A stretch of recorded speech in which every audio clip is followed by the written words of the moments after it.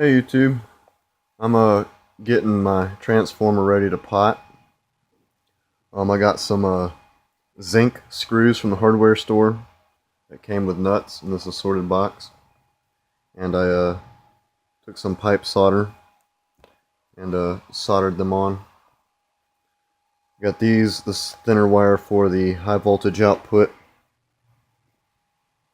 I got these for the source voltage going to the primary coil. And I'm going to put them, I've tested this in the oven already. I can heat this up to 170 degrees and it gets a little mushy, but it doesn't melt. It's a Folgers coffee can. I should have actually bought more bottles because this is a 16-ounce bottle at Walmart for $1.98. It only fills about 3/4 of the way up. But I got the oven preheating to 170 degrees. What I'm going to do is I'm going to take a cord. Right now I have a piece of paracord drying in the oven to get all the moisture out. I got this zip tied because I lost my core clip. But I'm going to take this and put the paracord through here and punch a hole in the top, the very top, and levitate this in the middle. And I'm going to have all my feeds coming out of the top. And I have the low input and then the high voltage output on one side. So pretty much what I'm going to do, I'm going to go ahead and preheat this oil somewhat.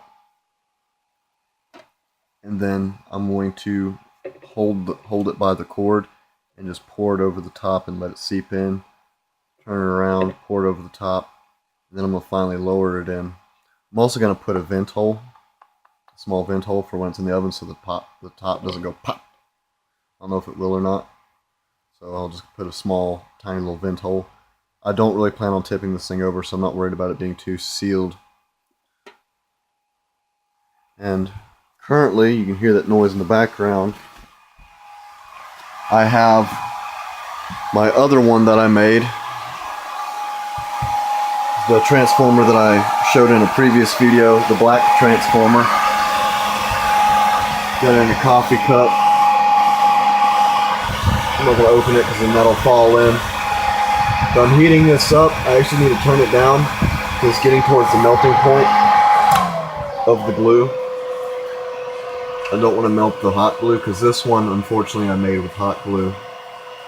The other one is all paper material and masking tape. So I can actually heat that thing up to 250 degrees if I wanted to. But I don't think the Folgers coffee can withstand it. But yeah, I just cut a hole in the side of this coffee can and I set stuff inside of it and used the hair dryer to heat up the can. But yeah. And then I had it on top of a sander, an orbital sander, to kind of vibrate some of the bubbles out. It got a lot of the bubbles out, but just to be on the safe side, I wanted to go ahead and heat up the oil too, and I'll probably give it another shake. This one has, I used some Teflon tape to seal around the screws. I feed the screws in and then I tighten the bolts. I put Teflon tape on this side of the screw and this side of the screw. And then I put Teflon tape on the first part of the screw, feed it through, then put Teflon tape on it again, and then tighten the bolt down. Sorry for the sloppiness of my videos. But yeah, that way it stays sealed. I got my low voltage input over here, and these are my high output outputs right here. It's been a long night. It took me 3 hours to fully wind this transformer in here. I'm not even sure if it's going to work. I haven't actually tested this because I can't test it out. This was designed to be submersed in oil.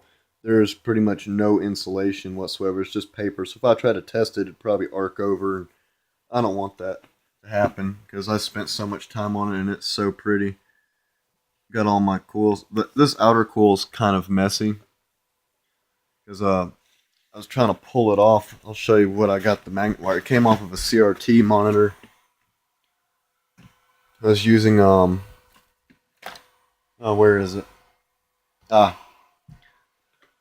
pulling wire off of this, and those, like where I stopped the windings when I got down to the bottom of the spool before I brought it back up, when I ran out of wire, I would solder it.